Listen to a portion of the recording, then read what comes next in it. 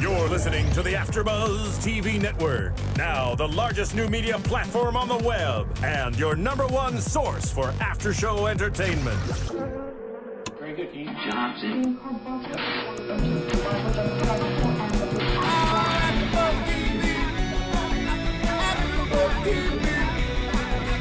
From the AfterBuzz Studios in Los Angeles, California, and streaming live on Ustream, this is AfterBuzz TV for the Real Housewives of Beverly Hills. We'll break down tonight's episode and get you all the latest Real Housewives news and gossip.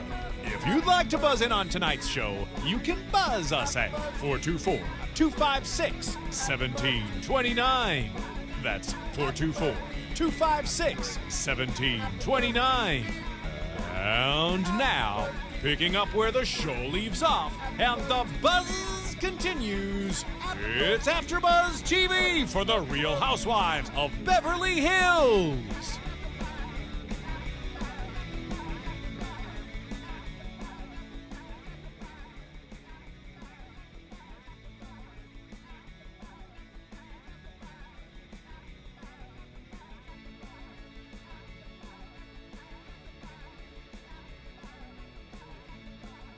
On Saturday, so if you're there, you'll have to check them out.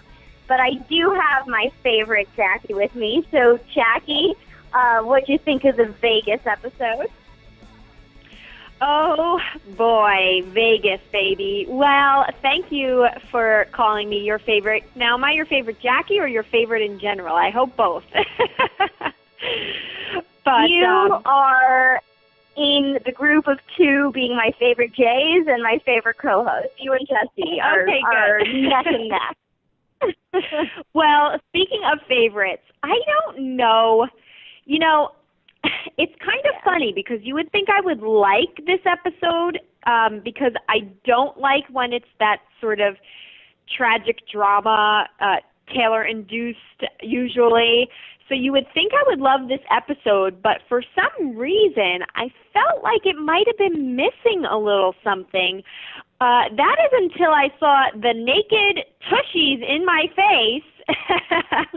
And certainly once that hit, the action got stronger. But other than that, and I know we're going to talk about it, other than that, I'm not sure. I feel like I liked Vegas, but did you feel like something was missing? I'm totally glad you said something because it's an episode about Vegas, and I just thought it would be more fun. And I especially thought it would be more fun because when Dana came to talk to us at AfterBuzz during the Emmy Gift Suite, you know, she was all excited, like, oh my God, you have to see the Vegas episode. And this was the Vegas episode, and I feel like I was expecting more. And I think, I don't know, maybe because Kyle and Kim weren't there, or maybe because the two crews of women were separate. Something about it just didn't make it as fun as, I mean, the last time they were in Vegas last season, Camille was like crazy, crazy dancing, and they went to a concert, and that was the infamous scene where Taylor was eating the cotton candy all provocatively out of her mouth. So I think I was just expecting more from the episode. The only thing I will say that was so interesting about the episode was the, like, odd and interesting new friendships or alliances, I feel like I should call them, between Lisa and Taylor and Brandy and Camille. Do you kind of feel like, how do you feel about the fact that there were two separate groups in Vegas and not one whole group? Yeah, I think that was definitely a little strange for me because you almost expected them to sort of somehow convene or cross each other's paths. And, you know, I'm the first to not really want that kind of, like, drama that just makes you go, ugh. But at the same time, when it's missing, you kind of feel a little empty. So I don't know what I want from these women, but, you know, I think that the reason it might have struck me that way is because the two groups were so strangely combined. I wouldn't expect Dana to be with Adrienne's group. I wouldn't expect Taylor to be with Lisa, you know? So I think maybe that's what was throwing me off, is they almost felt like the wrong mix if you're going to keep two groups separate. They didn't feel like the right mixing of women. And it's like for how much I love the new Brandi and Kyle BFFs, or more than BFFs, Brandi and Camille, I'm sorry, the BFFs of Brandi and Camille, though they might be more than BFFs, as we saw on the show. For however much I love them, I equally hate the fake friendship of Lisa and Taylor. I totally hate it. I thought that reeked of producers, because first of all, Pandora herself said, I don't want drama at my wedding. If you don't want drama, like your wedding or your bachelorette party, Taylor is the last person you want there. Second of all, Taylor is so fake, and I love Lisa, but the fact that Lisa almost carried on with this friendship makes me think she's fake too. Do they not remember that just 3 episodes ago, Taylor was like down Lisa's throat and like they hated each other? And that's what I hate about Taylor, is like 3 episodes ago she's hating Lisa and she's confiding in Camille, and now all of a sudden she's hating Camille and she's confiding in Lisa, and I just thought it was so fake, and I really, really, really disliked this duo. Yeah, I totally agree with you, Mari. For some reason, it rubs me the wrong way more with Taylor, and I don't know if that's just a biased opinion because she constantly does this, or if Lisa is just as much in the wrong, but she gets away with it because of the way she approaches things. I'm not sure, but you would think I am disappointed in Lisa that she kind of fakely took Taylor under her wing. I mean, she never really feels fake to me, but this can't be all of a sudden. I mean, I think maybe Lisa's like, all right, I'll take her in, you know, darlings, you know, fine. You know, definitely a producer thing. But Taylor is the one who is this, again, flip-flopper for me. And I just think that she has no, I mean, it's her birthday and she's with someone, like you said, Mari, who just an episode or 2 ago she hated, and now she's spending her birthday with these women, and it's not even women, it's Lisa and her daughter's friends. It's just, it really makes no sense to me. And again, Taylor not making sense to me, just really not having that backbone, that sense of realness that we talk about. You know, it's just all showing yet again in this scene, and it just makes no sense. It really did not. This pairing, I don't think it was interesting because it plainly had no depth. And is that the case every week with Taylor? I think so. The thing is, I think the only reason why Lisa agreed to this fake friendship was this was the only way of keeping Lisa relevant into the show. Honestly, week after week, Lisa has had her own storylines separate from the rest of the girls, which makes me really, really think she's definitely getting a spin-off. And, you know, every week she's not at the big events. And this week, maybe the producers were like, okay, we can't keep having you do just totally separate events. Let's bring Taylor onto the crew. That's what I think, because I think they need something to kind of keep Lisa relevant in terms of the other girls. And while I love Lisa, and she was absolutely hysterical in the Chippendale scene, and it was so funny because Taylor was so uptight, which kind of tells me a lot about her love life with Russell. But Taylor was so uptight, but Lisa was loving it. But the thing is, I feel like they didn't show enough of Adrienne's Vegas party and Vegas side, because I feel like that one had to be more fun. And I feel like maybe they were focusing on the Taylor-Lisa one. I don't know. What did you think? But yes, the Chippendale scene was fun, but I don't know. I would have liked to have seen more of, like, Brandi, more of Dana. I mean, I don't know. Totally agree. Can we talk about the Chippendale scene for a second? Because as small as it was, the number of butt cheeks that were in my face on that screen, you know, you'd think I'd be as shocked as Taylor seemed to be, but with everything we've seen on this show, it might not even be the most shocking thing I've seen. But was it a little risque and still hysterical? And Lisa taking it in stride like she always does, her funny one-liners. She got up on that stage and she was comfortable as could be, totally owned it. And then there's Taylor, who was, as you said, it shows a lot about her personal life because she was so bad, so uncomfortable. And I don't know, I actually was kind of surprised by that for some reason. But I guess I shouldn't be surprised by anything with her anymore. But I did think she was strangely awkward there, but a very funny scene. And yes, I do agree that, you know, Adrienne's party seemed to kind of come and go. They showed maybe 30 seconds of Camille and Brandy, which looked like it got even racier than the Chippendales scene, and we barely even saw it.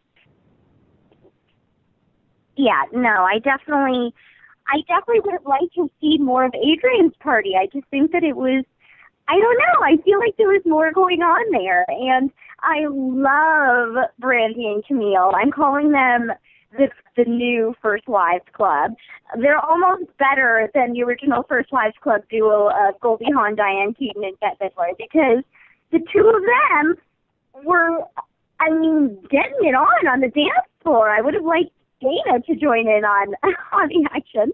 But I don't know. I like their friendship. I think that Brandy is fun. She brings out a more fun side of Camille, because Camille's been pretty down this season. And, you know, she was really fun last season before everything went down with Kelsey. She always was, like, risque. All the women were kind of jealous of her because she gets a little too close to their guys. But she was fun, and I think that she's kind of lost that. And so, I don't know, it's fun having Brandy around and to bring out that side of her. So I just would have liked to have seen more of Brandy and Camille. And for everything that Dana said, like, oh my God, the Vegas episode, that's why I'm thinking that there must have been more that we didn't see, because Dana was barely in it. The only time she was in it was like the typical Dana moment of, oh, you know, this lollipop necklace is this much and this is that much, which, by the way, a friend of mine told me she was curious why Dana always talks about this expensive jewelry, so she Googled what her husband does. And I know Dana's, like, described her husband as, like, an eye banker type, but I guess he's been in the jewelry business or is in the jewelry business, and so she very well could be promoting the products, like, that he has. And that makes more sense, because it's like she doesn't have the nicest house of everyone. She doesn't have the nicest things, and so she comes out with these, like, $25,000 sunglasses or this, you know, so-and-so $1,000 lollipop necklace. So that makes a lot more sense. But I feel like I keep saying the same thing every week to Bravo producers. More Brandy, more Dana. Absolutely. And, you know, I was so excited to see Dana walk in, coming off of our interview at the Emmys where she said, Vegas, you know, definitely, I've been there being on a reality show when you know how much goes on, hours and hours and hours of filming, and in your own head, especially her being new to the reality filming scene, you think, oh my God, they're going to see this moment and that moment and this moment, and essentially it turns into 1 second out of 1,000 hours, you know?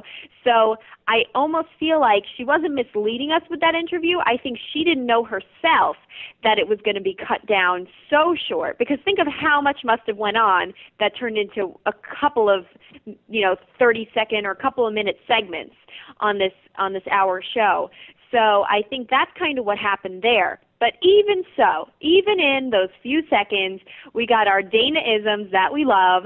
I loved how she was like that swooning best friend wannabe, like, when we're with Adrienne, it's like being with royalty.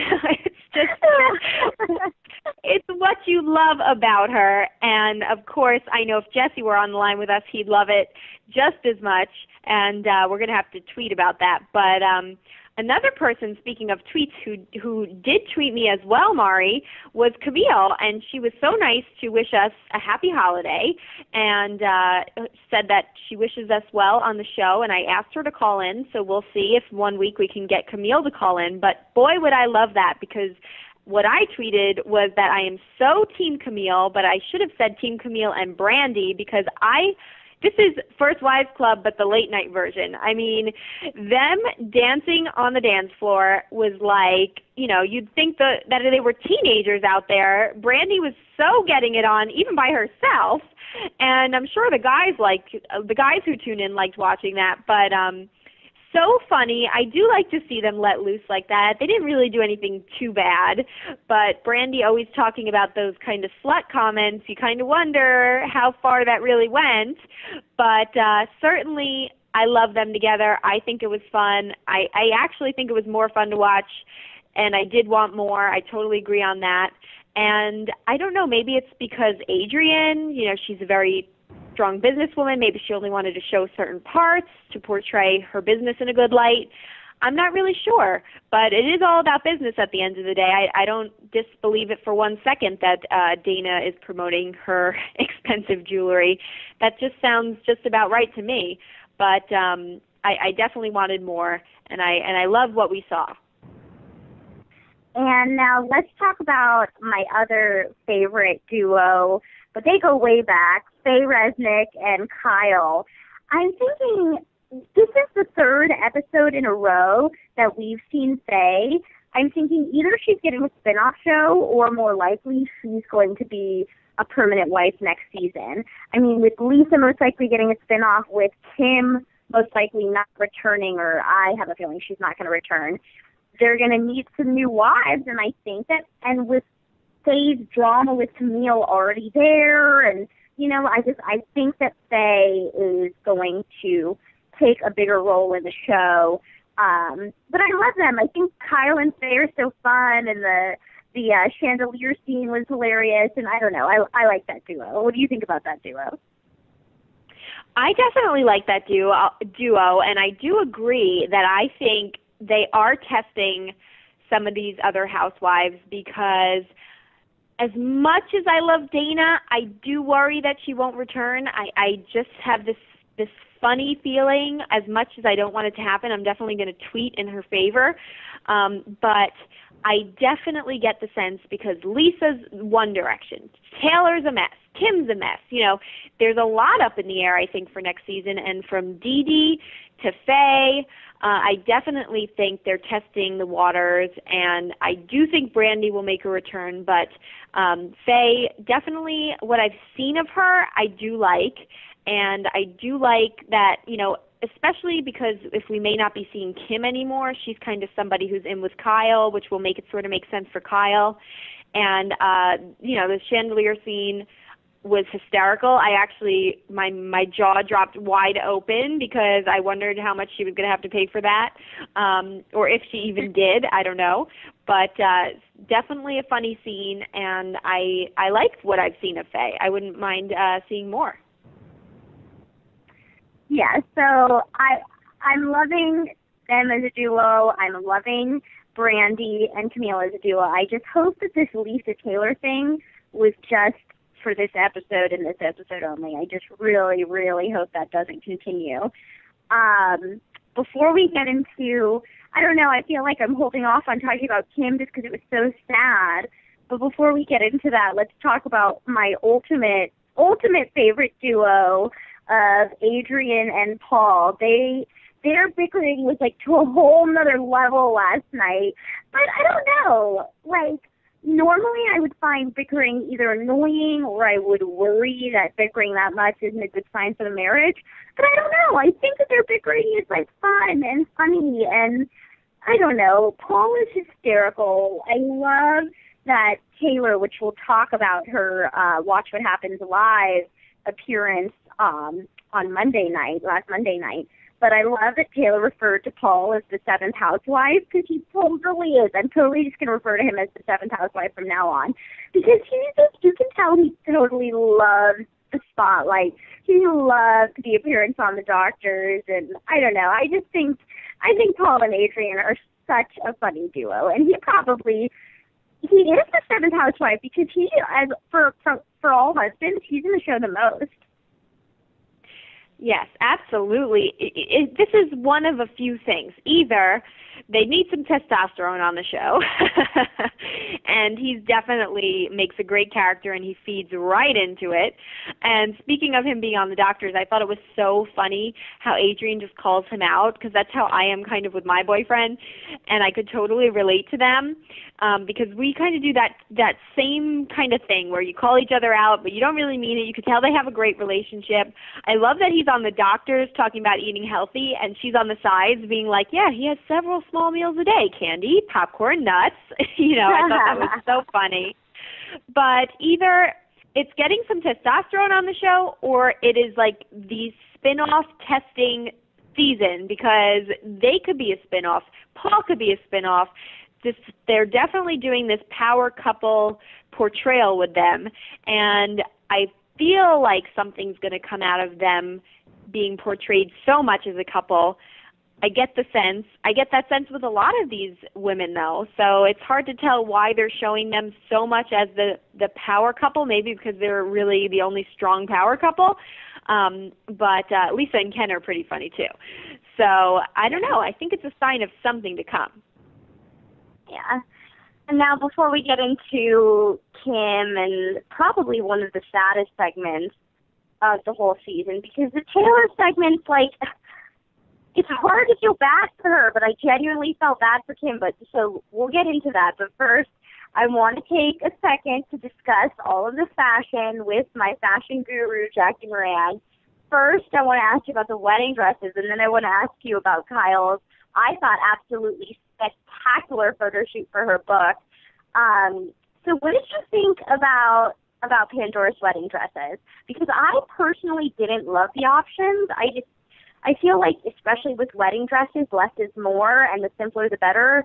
And I just thought she was using dresses like too frou-frou, too much going on, roses or tulle or like ruching, and she's a very pretty girl, but she's not like the most model-esque body, and so I just think that a simpler silhouette would be the best option for her. What do you think? I do have to say that I think Lisa always looks great, but here's the typical syndrome for me of women who have money to spend that end up wanting to just throw down money on as many ruffles, pleats, and diamonds as they can on one dress. And to me, it's called cupcake dress syndrome, where you end up looking like a cupcake because you have so much puff, so many, you know, the one with the roses and the pink and everything. It was so much layering. You know, the thing with layering, and I call it the cupcake dress when it's that kind of dress where you can literally just, it can stand up by itself. There's so much puff and layering. But the problem with dresses like that is you kind of have to be, as you said, and I don't mean this in a negative way, but you have to be, it adds weight to anybody. So you have, the thinner and taller you are, the easier it is to carry a cupcake dress, so to speak. You just end up looking like a pile of fabric, and you spend all this money when the secret, in my opinion, to a successful wedding dress is having people still look at you, look at your face, and say, wow, she looks amazing. You want the dress to enhance you. You want to wear it. You don't want the dress to wear you. So I do have to agree with you, Mari, where I don't love her options. I think she wants to be over the top, but I think the pink, if she goes with the pink color, it makes her look even paler, doesn't complement her skin tone. I think she gets lost in the fluff and the frou-frou-ness, and I think she would look amazingly stunning in a lace gown or something with just a simpler flowing fabric. Even if she did an exaggerated silhouette, I think she should either have gone for texture and diamonds and simple silhouette, or a exaggerated silhouette with not as much ornate detailing. So I didn't see it on last night's episode, but I do hope. I don't think they ended up choosing one, did they? It seems like not that I could tell.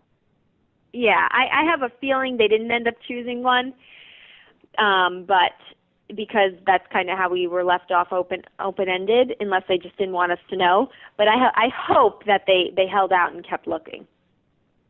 Yeah.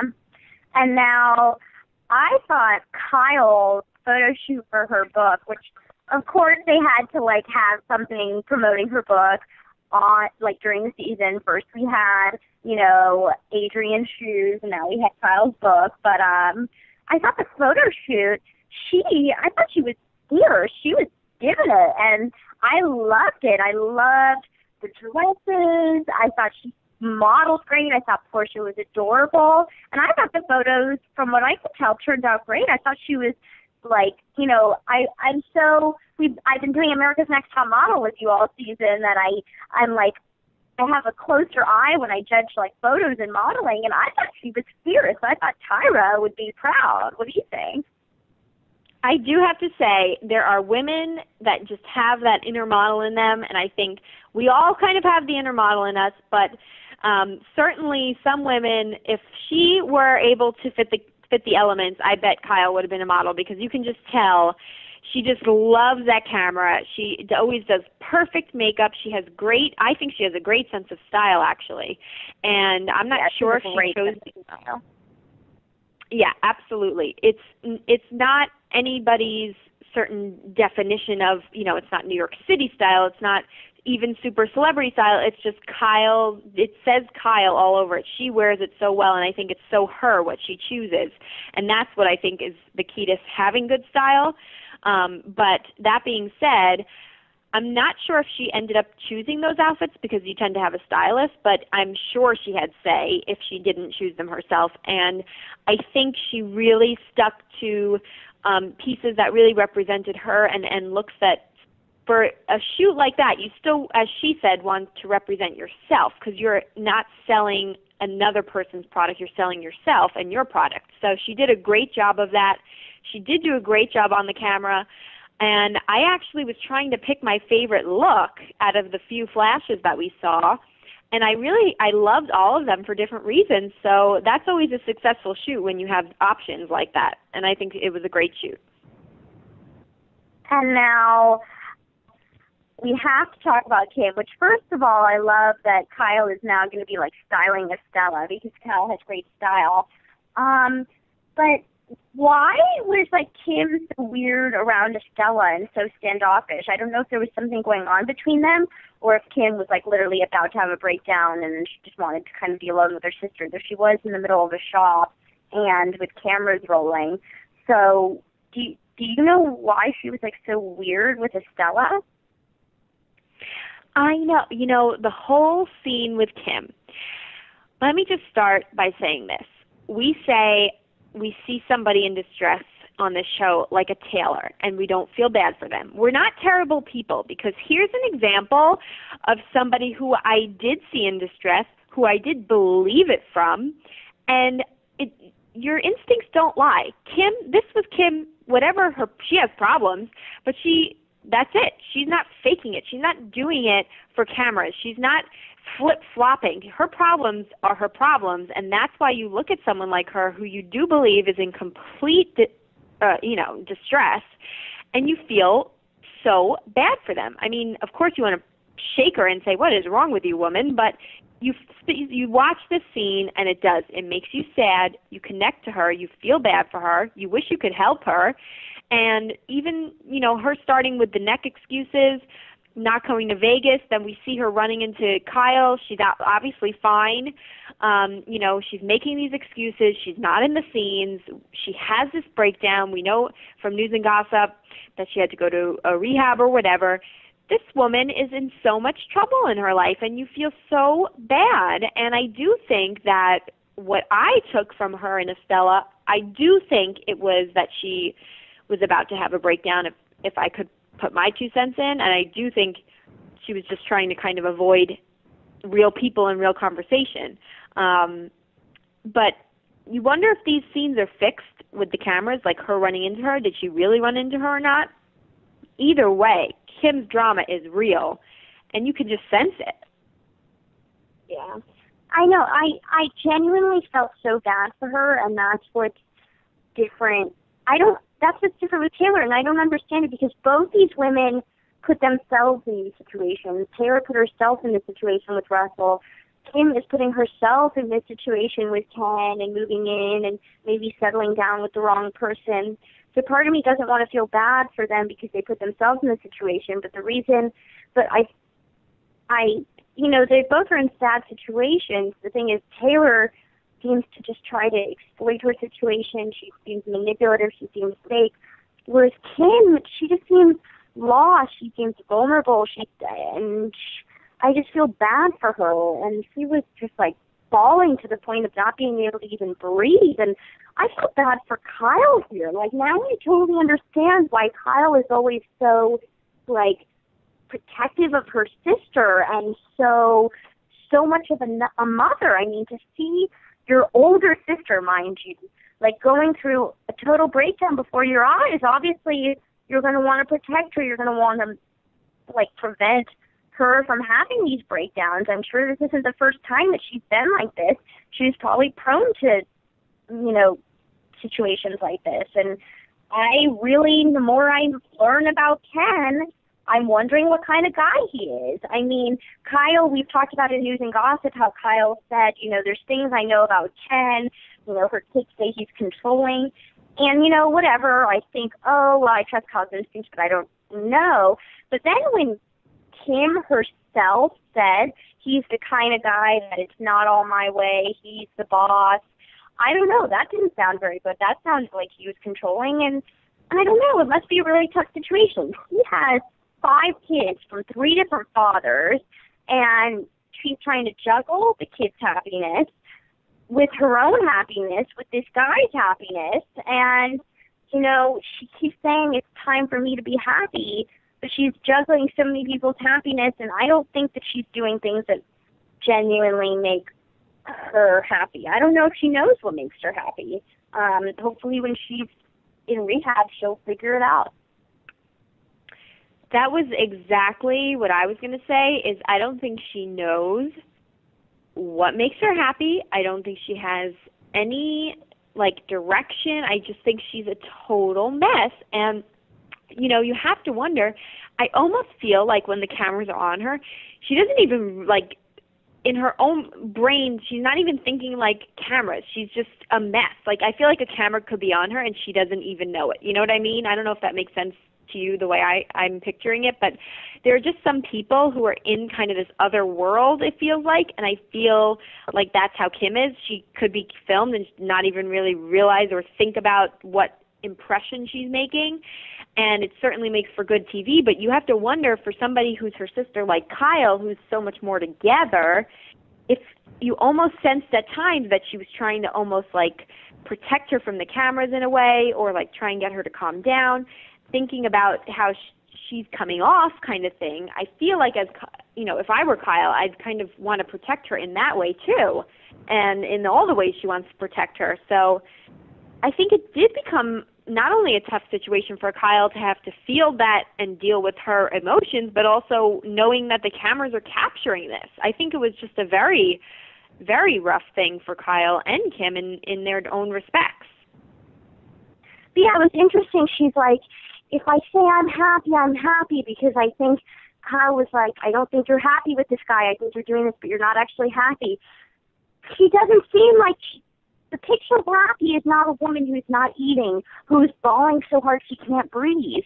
She's not happy, and I think that she's settling. I don't know why she's choosing to move in with this guy and to move even further into Westlake and far from Beverly Hills and her family. I don't know why.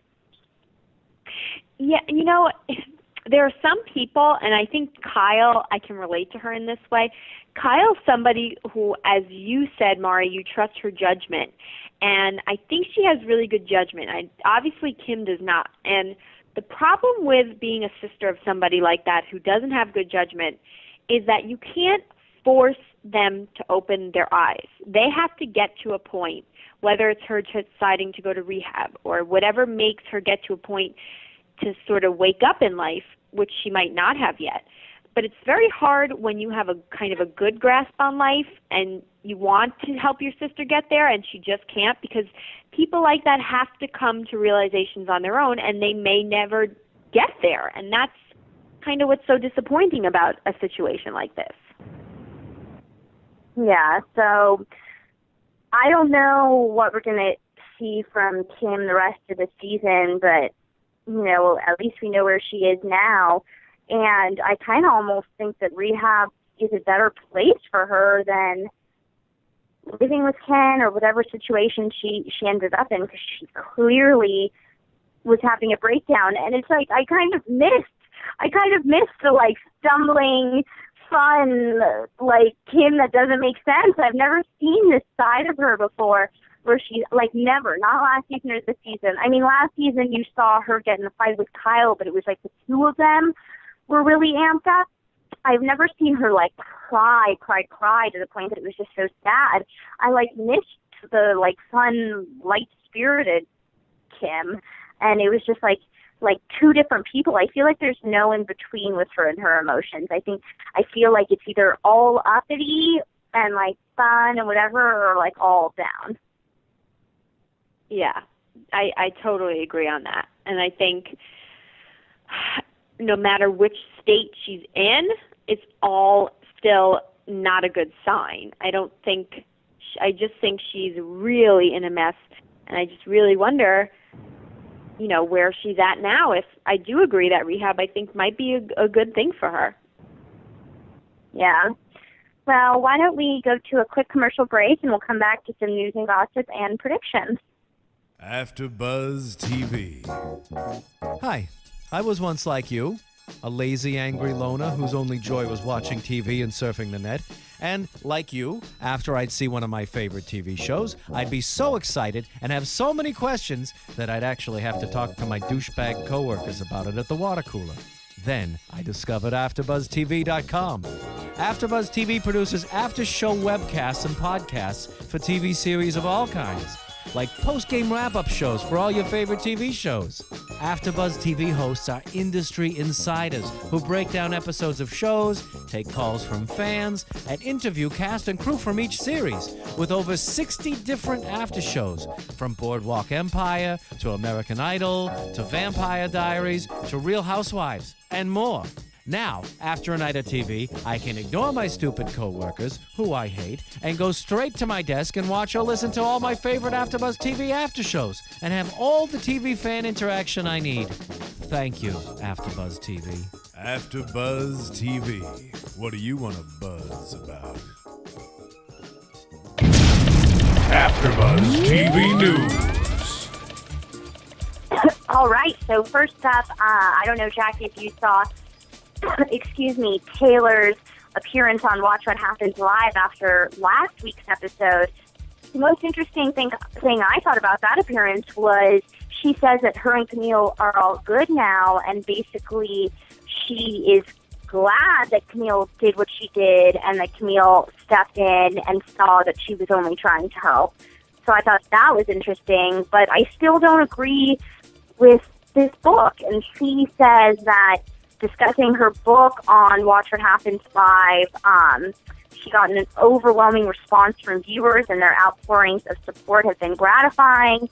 She says, I wish I could have been able to tell my story before now, but until my husband Russell's suicide, I didn't feel safe to bring my story into the light to help all battered and abused women and men and aid them in their struggle. From the bottom of my heart, I believe if my book can help others find the courage to deal with the pain and fear of their abusive relationships, I will have made a real difference in their lives.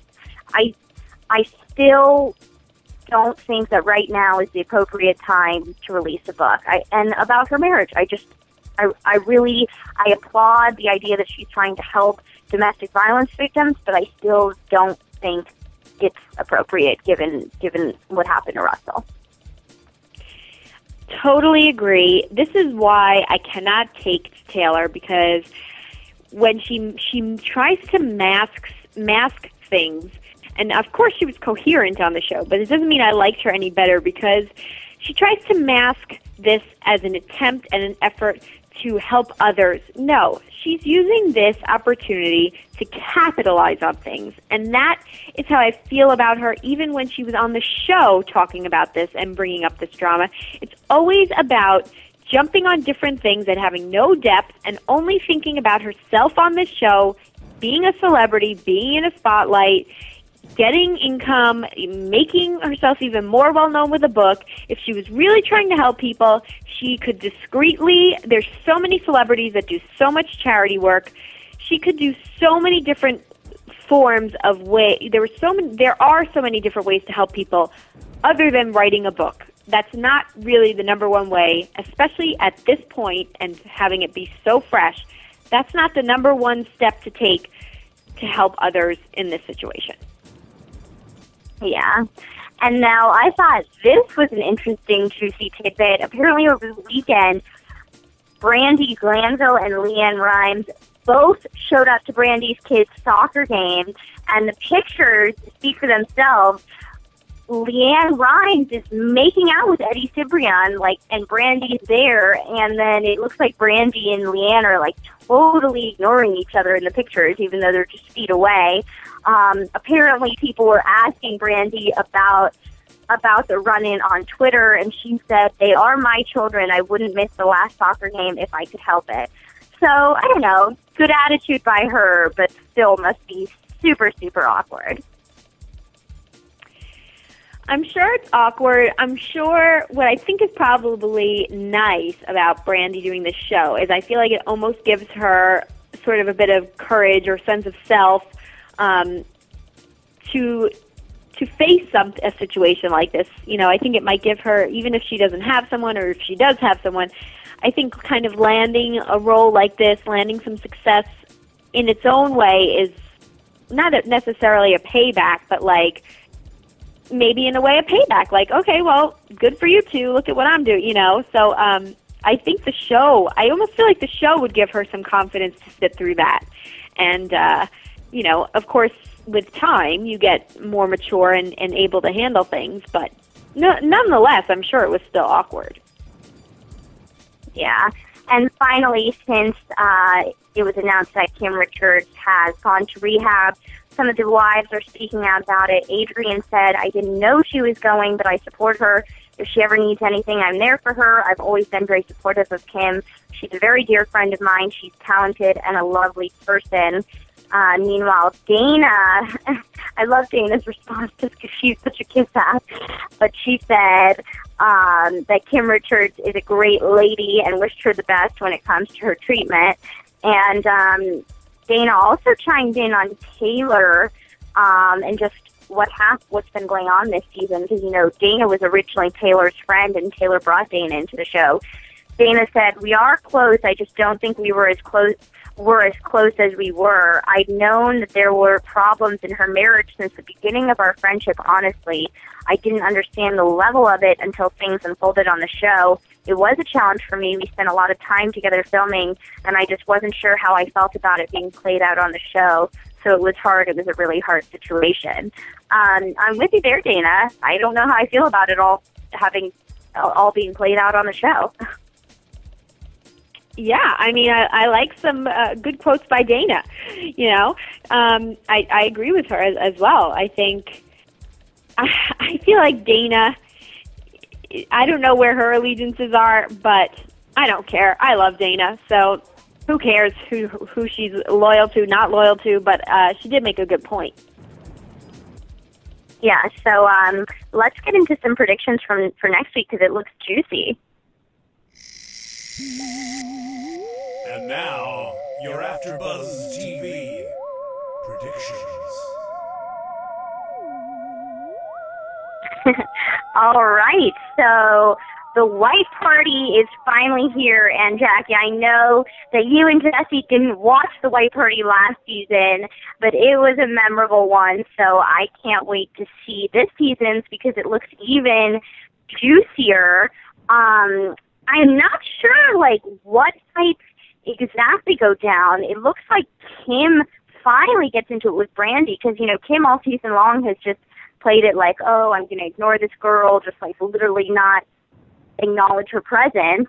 But it looks like they get into it. And then I can't understand this whole lawsuit and why Taylor isn't even going to be allowed to walk into the party. That's going to be super awkward. Taylor and Russell are walking up to the door and Kyle's not going to let her in. I think the lawsuit is stemming from Taylor suing over, like, things that people were saying in the press about her, or suing Camille. I'm not exactly sure the lawsuit. That didn't make sense to me, but that's going to be, like, crazy, crazy drama that Taylor is literally walking to the doorstep of the party and not allowed. I know. I did not see the White Party last year, I have to admit, but just watching this preview makes me so excited to see this one. And that drama, I am just, because I do like Kyle.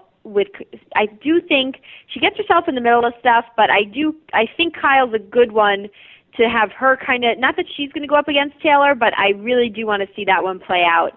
And I'm not really quite sure how it comes about, but it certainly seems like it's going to be good stuff, and that's certainly the scene I'm most looking forward to. And I hope they don't save it for like the last second and then not sum it up for us, because I hate when shows do that. Yeah, I kind of feel like this week was kind of a filler episode. It was, except for Kim, it was a little light on the drama. So I'm actually looking forward to next week's episode, and I can't wait to discuss it with you, and hopefully my other favorite co-host, DJ Jessie J, will be back, and the three of us can discuss all the juicy details. So join us next week, same time, same place. From producers Kevin Undergaro and Phil Svitek, engineer DJ Jesse Janity, and the entire AfterBuzz TV staff, we would like to thank you for listening to the AfterBuzz TV network. If you have questions or comments, be sure to buzz us at info@AfterBuzzTV.com. And you can find us on Facebook or follow us on Twitter by searching for AfterBuzz TV. Bye. See you later. Later.